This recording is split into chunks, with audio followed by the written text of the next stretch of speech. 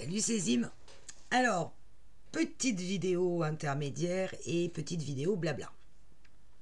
Bien que je ne sois pas totalement fan de celles qui font souvent ce genre de vidéos. Mais là, ça s'imposait parce que j'ai, pour être tout à fait transparente, j'ai reçu un message de l'une d'entre vous et qui m'a fait réfléchir un petit peu à toute cette évolution assez exceptionnelle et assez extraordinaire que je vis tous les jours grâce à vous avec l'aventure Zimscrap. Je le répéterai jamais assez. Zimscrap, c'est pour les grands débutants, pour les débutants, pour celles qui veulent progresser et celles qui aiment un peu mon style et qui se disent bah je voudrais bien arriver à faire pareil. Je vous rappelle que ça fait un peu plus de 2 ans maintenant, presque 2 ans et demi que je scrape et j'ai l'énorme avantage de pouvoir scraper quasiment tous les jours. Donc forcément, je progresse plus vite que si vous ne scrapez par exemple que le week-end parce que vous n'avez pas la possibilité de scraper en semaine ou si vous scrapez que de temps en temps. Mais Zimscrap, c'était un objectif que j'avais de vraiment aider celles qui démarraient parce que moi, quand j'ai démarré, j'ai été perdue, j'ai été noyée dans YouTube, j'étais noyée dans les produits, je suis partie tout azimut dans tous les sens. Et quand d'ailleurs je revois mes premiers albums aujourd'hui, ils sont bien. Je veux dire, j'ai suivi des tutos de A à Z en étant hyper concentrée, en me trompant, en déchirant, en arrachant, en recommençant. Mais ils sont pas si mal, mes premiers albums, même ceux où il y a des pop-up dès le départ. Sauf que je vois maintenant, avec mon œil un peu plus exercé, que mon matage est pas terrible, que ma page est pas vraiment droite, ou que mon pop-up, il crispe un peu, ou que ma page se décolle par endroits parce que, évidemment, j'ai pas insisté là avec la colle au bon endroit, ou j'ai été un peu trop light, ou j'ai été trop vite peut-être. Bref, mon but dès le départ, c'était d'entraîner les gens avec moi. Venez avec moi, suivez-moi, vous allez voir, on va partager, on va échanger et cette petite communauté finalement qu'on est en train de créer entre nous, ça doit être ça doit être que de l'échange, de conseils, d'astuces. J'aime beaucoup quand je reçois des messages de Tina Scrap, qui a elle-même une chaîne, qui me dit ah ça va voir ça, c'est pas mal, tiens je te donne telle astuce, ou tiens à l'inverse j'ai aimé telle astuce que tu donnes. Donc voilà, c'est ça que je recherche. Je ne suis pas une youtubeuse professionnelle, je pense que vous l'avez tous compris. Je ne gagne pas ma vie avec YouTube, zéro, je ne saurais même pas comment faire. Et c'est pas du tout mon but. Je ne fais partie d'aucune DT design team, je ne reçois aucune collection gratuite de tel ou tel magasin ou site. Non, je le fais vraiment pour vous et pour moi, parce que j'adore ça, j'adore vous montrer comment faire, me dire dans ma petite tête, tiens, si elles sont derrière leur ordi, qu'elles regardent et qu'elles arrivent à faire la même chose, waouh, j'ai réussi. Alors oui, je le confesse, certaines d'entre vous l'ont déjà deviné, c'est vrai que j'ai déjà été enseignante dans ma carrière. Pas aujourd'hui, mais je l'ai été. Donc j'ai gardé cette espèce de volonté, de désir d'apprendre aux gens, de transmettre ce que je sais, transmettre mon savoir, même si c'est un tout petit savoir, en l'occurrence sur le scrap. Oui, j'étais plus à l'aise quand j'enseignais ma vraie matière, hein, c'était quand même plus facile pour moi. Quand je fais des tutos, sur des albums, je suis très très vigilante à ce que vraiment ça soit accessible à plus grand débutant. Je vais reparler de l'album basique d'Action qu'on a fait ensemble avec des pages, tout ce qu'il y a plus de basique. C'était vraiment pour moi l'exemple idéal pour vous apprendre, pour vous familiariser avec les rabats, les pattes de collage, la mise en place d'aimants, les pochettes dans un sens, dans un autre. Voilà, c'était... Plus on apprend les bases, plus on pratique les bases, plus elles deviennent instinctives et familières. Le matage, et Dieu sait qu'on insiste sur le matage dans l'album basique, ou même dans le tout premier album qu'on a fait ensemble, le matage, il faut que ça devienne une évidence. J'ai une page qui fait 20 par 20 par exemple, mon papier design en matage va faire 19,6 par 19,6 parce que je retire 4 mm pour avoir un matage de 2. Alors celles qui aiment un matage plus épais vont retirer plus, et ça c'est avec le temps et avec tout ce que vous allez faire, vous allez vous dire finalement je préfère un matage plus fin ou je préfère un matage plus épais, et ça c'est une question de goût, je peux pas me mettre à votre place, c'est vraiment quelque chose qui n'est que de son goût perso. Donc moi j'aime le matage de 2 mm, donc je vous dis, mon automatisme, c'est dès que je dois mater, je sais, et tout de suite je sais comment mater. Mais ça c'est venu avec le temps. Au départ j'étais là à me dire, ah oui alors attends, alors ça je sens que ma page elle fait 20,2, combien de millimètres je retire? Alors 4, alors et si je coupe dans un sens à tant de millimètres, c'est pour ça. D'ailleurs si vous remarquez, dans tous mes tutos, je reste en carré. Pourquoi? Parce que moi, vous ne vous prenez pas la tête sur la largeur et la hauteur, qui peuvent être différentes. Ça, je l'ai fait dans le tout petit, parce que j'étais obligée de faire un rectangle, mais je fais ça sur tout petit. Bref, je ne fais ça que pour vous. Parce que j'aime ça, parce que j'aime partager. Et que c'est pour ça, quand je vous dis j'adore vos commentaires, c'est parce que quand je vois que ça fonctionne, je suis tellement contente, je suis tellement heureuse. Après, évidemment, je vous présente mes albums, ceux que je fais pour moi. Je vais prendre l'exemple, je pourrais en prendre d'autres, hein, quand je vous ai présenté l'album de Paris avec ce système à l'intérieur de pages intercalaires que j'adore. Bien évidemment, il y a certaines pages, je ne le ferai pas en tuto.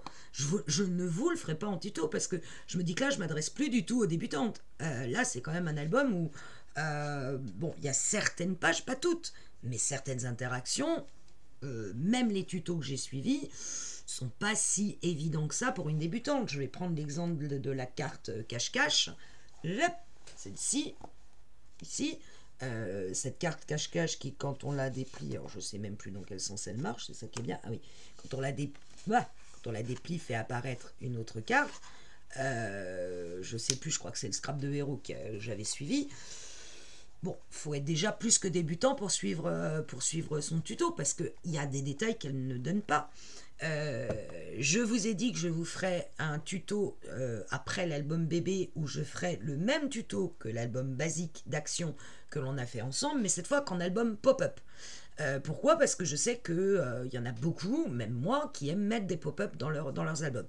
Certes, il y en a qui n'aiment pas les pop-up, et c'est leur choix le plus strict, mais moi je trouve que d'avoir un album basique, comme on a fait ensemble, avec simplement des rabats ou des pochettes, et un album pop-up où il n'y aura que des pop-up, après ça vous permet de mixer autant que vous le souhaitez pour faire des albums. Dès que vous avez une collection qui vous plaît, vous prenez la base de l'album et puis vous dites, bah là je vais prendre telle page, là je vais mettre un intercalaire, là je vais mettre une page pop-up. Bref, ça vous donne une base, une référence, on va dire. Et vous voyez, en même temps que je fais les tutos, je travaille aussi là-dessus, puis j'essaye d'apprendre des nouveaux pop-up, parce que tant qu'à faire, autant que moi j'apprenne. Et je vous avais présenté, vous savez, les deux cadres qui tournaient sur eux-mêmes. Bon, vous voyez que je suis venu le refaire avec un seul cadre, et pas deux. Bon, en l'occurrence, vous voyez ici que j'ai arraché l'autre cadre, donc bon, il va falloir que je trouve un système. Donc voilà, je l'ai refait avec un seul cadre. Je me suis rendu compte que la collection Action, ça suffisait pas. Il fallait que je mette des décos d'autres collections. Donc j'ai été pioché dans tout ce que j'avais. Et en fait, ce qui m'intéressait dans ce pop-up, je retourne la carte, c'est que quand on ouvrait les portes, on arrivait là-dessus. Avec au milieu aussi une carte qui tourne. Celle-ci. Elle tourne sur elle. Et elle est bien évidemment, là il y a un aimant, mais elle s'ouvre, voilà. Et on avait à l'intérieur ce système d'origami que je trouvais super sympa. Bon, vous voyez qu'il est décoré qu'avec du papier Action. Bon, bah, j'ai suivi le tuto de Nina, les ateliers de Nina 04. Tuto qui m'avait l'air vachement bien fait, et bon, je vais le remettre dans le bon sens pour pas qu'on voit le gagan, voilà. Et je suis le tuto des ateliers de Nina, et ça marche pas. Ça plante, j'y arrive pas, je m'énerve, je décolle, je décroche, je refais. Et pourtant, j'ai l'impression que je suis scrupuleusement les instructions de Nina. Oui, sauf que, vous voyez, là, vous avez raison, c'est que dans certains tutos, il y a des détails qu'ils ne donnent pas. Ou alors ils le donnent dans des tutos précédents, parce que c'est vrai que là c'est un tuto qui était le 7e de l'album d'Alice au Pays des Merveilles.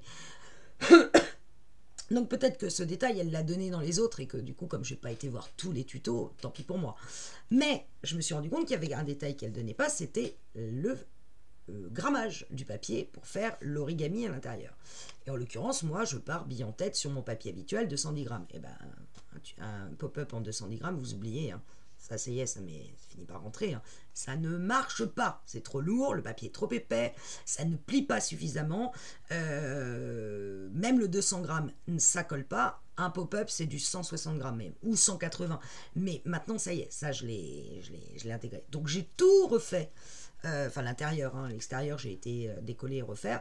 Mais à l'intérieur, je l'ai tout enlevé, tout décollé. J'ai donc forcément arraché une partie de mon papier et je l'ai refait avec du 160 en me disant, est-ce que c'est ça l'erreur que je fais? Et oui, c'était ça, puisque le mien maintenant marche parfaitement. Donc, exemple type d'un tuto où effectivement, il va manquer certains détails. Et quand vous êtes totalement débutant, eh ben, ça risque de vous décourager parce que vous n'allez pas y arriver. Alors, à la demande d'une de mes abonnées, et elle n'est pas la seule d'après vos commentaires, je cède et on va faire ce tuto ensemble. On va faire la boîte avec couvercle. Donc là, j'ai pas de problème vis-à-vis d'Indiana, c'est pas la même boîte. Mais je vais faire aussi avec vous le mini 15,5 par 15,5. Donc un peu différent en taille de celui d'Indiana. Et on va faire ensemble un système de fermeture. Alors, comme je suis pas sûr que vous ayez le dies ceinture, on fera une simple languette. Hein. On va pas s'amuser à faire le dies ceinture. Mais on va le faire en 15,5 par 15,5. Mais ça sera exactement le même à l'intérieur que celui d'Indiana. Et j'étais persuadée que juridiquement, hein, ce tuto, je ne pouvais pas le refaire comme Indiana. Pourquoi? Parce que ça lui appartenait juridiquement. Puis en allant voir sur YouTube, je me suis rendu compte qu'en fait, elles font toutes les mêmes tutos. Alors, pas Indiana. Indiana, elle est à part. Mais c'est mon Indiana. C'est ma préférée, vous le savez. C'est parce que j'aime son scrap, j'aime son élégance, j'aime sa sobriété, j'aime tout chez Indiana. Donc c'est ma préférée. J'espère fortement qu'elle ne m'en voudra pas de reprendre son tuto en pas à pas. Donc comme je le fais avec vous, en vraiment, pour le coup, il n'y aura pas d'accéléré, il y aura des coupes par moment parce que je vais vous dire, bon ben là écoutez, je mets de la colle, mettez de la colle et on se retrouve après. Mais ça sera celui-là. D'accord, en 15 par 15, et on va utiliser des papiers 15-15 de Action. Ou si vous, comme moi, vous achetez parfois sur Temu, peut-être que vous aurez une collection 6 pouces par 6 pouces, qui fait donc 15,3 par 15,3. Et il faudra peut-être que vous reveniez de découper de 2 mm. Mais moi, je vais travailler sur du 15-15. Quitte à avoir un matage, du coup, non plus de 2 mm de chaque côté, parce que si je fais un album 15,5 et j'ai du papier de 15, j'ai forcément un matage de 2,5 mm de chaque côté pour avoir mes 0,5 cm d'écart entre mon album qui fait 15,5 et mon papier qui fait 15. Donc on aura peut-être un matage de 2,5 mm et pas de 2 mm, parce que je vais prendre du 15-15. Donc oui, je vais copier Indiana et je m'en excuse d'avance auprès d'elle si jamais elle voit cette vidéo, ou si parmi vous il y en a qui disent bah non, c'est le tuto d'Indiana, c'est pas celui d'Imscrap. Je vais le reprendre. Alors pour la boîte, ça me pose pas de problème parce que je fais pas la même. L'album, je fais pas la même dimension. On va utiliser des papiers 15-15. Je vais faire la déco avec vous, ce que ne fait pas Indiana. Elle vous le montre après. Elle vous dit voilà les papiers que j'ai mis. Parce que bah, c'est pas forcément toujours évident. Moi, mon album, il est déjà prêt. Hiver, je voulais quand même vous montrer pourquoi je l'avais fait. Parce que, vous voyez, je voulais vous montrer quand même ça. Ça, c'était la semaine dernière. Cette couche de neige. Alors, on est en Normandie, hein, vous voyez bien ma maison normande. Hein, elle est bien normande, ma maison. Mais c'était en Normandie. Je vous en montre une autre sous le soleil. Là, vous avez le reflet de la lumière. Je vais me mettre là. Voilà. Là, c'est mon jardin sous la neige qui croule de neige avec ce ciel bleu. Ça méritait un album. Je veux dire, c'était pas possible que je passe à côté. Donc, j'ai reçu mes photos. Je vais pouvoir les coller dans mon album. Et moi, j'ai un album hiver avec sa boîte à camembert qui est faite. On va donc travailler sur du papier 15-15. Je suis pas très riche. J'ai ma caméra qui redescend. Je suis pas très riche en papier 15-15. Je vous le cache pas parce que le papier 15-15, il est particulièrement fait pour ceux qui font des cartes, pas pour les albums. Alors, il m'en reste 2 et dont un où j'ai plus, je pense, assez de papier. Donc je vais passer à Action ce matin, voir s'ils n'en ont pas d'autres. C'était celui-là que j'aimais bien, alors qui fait très vintage, qui a des roses. Pourquoi pas travailler sur ces thèmes de roses, vous voyez, je trouve que c'est... Après, je pense que j'en ai pas assez pour faire l'album, donc je suis un petit peu embêtée. Donc soit je le retrouve, et je vais peut-être partir sur celui-là, soit j'en avais pris un autre, alors je ne sais pas il y a combien de temps, et je ne sais pas si vous pouvez le trouver, c'est un album noir et blanc. Alors là, je sors complètement de ma zone de confort. Je ne suis pas du tout de noir et blanc. Mais j'avoue que celui-là avait quelques images assez sympathiques. Je vais vous montrer. Voilà, il est en noir et blanc. Pourquoi pas me lancer ce challenge de travailler avec du noir et blanc? Je ne l'ai jamais fait. Je l'avais pris ça en me disant on verra bien, et puis bah, je ne l'ai jamais utilisé parce que je ne suis pas du tout dans mes... Moi je suis très vintage, très fleur, très botanique. Hein. Voilà, sinon j'ai un papier 15-3 par 15-3 pour le coup qui vient de Temu, et qui sont des... voilà, des papiers avec comme un peu du papier peint. Vous voyez ce que je veux dire? Non, comme ça. Qui est dans les verts et roses avec plein de jolies fleurs. Alors il est sympa. Je l'aime bien, mais il faut quand même trouver un papier où on peut mettre aussi des décos, des tags, des petits carrés, des petites images. Donc, c'est pas facile avec du 15-15. Donc, je vais probablement travailler avec un des papiers 15-15 d'Action. Et pour faire toutes les petits, ce qui rentre dans les pochettes, les petits carrés, les petits tags, les petites cartes, j'irai piocher dans une autre collection Action. Je ne sais pas laquelle, je vous le dirai.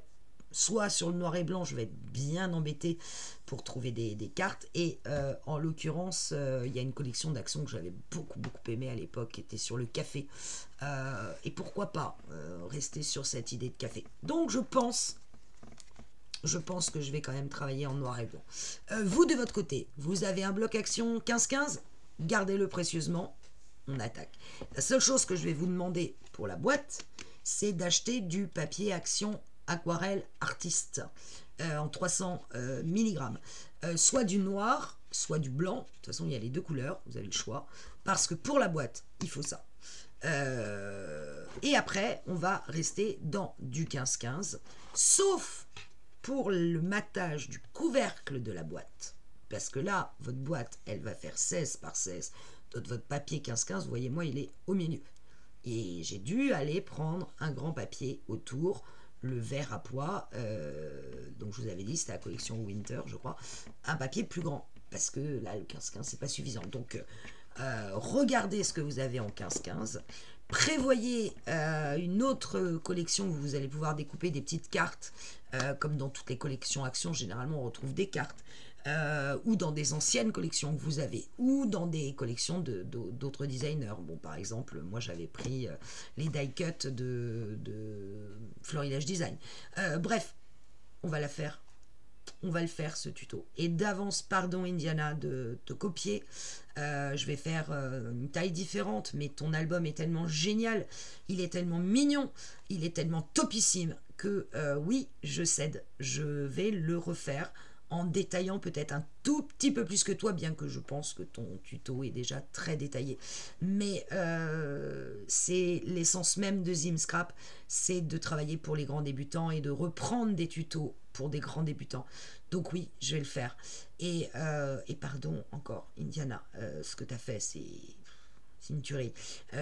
Et pour celles qui l'ont déjà faite, eh ben, attendez, ne faites pas le tuto, ou faites juste le tuto de la boîte, encore une fois, parce qu'elle est différente et qu'elle peut vous servir pour autre chose, ou qu'elle peut simplement vous apprendre à dire, bah tiens, ça j'ai compris comment faire, et donc je peux la multiplier sur toutes les tailles que je veux.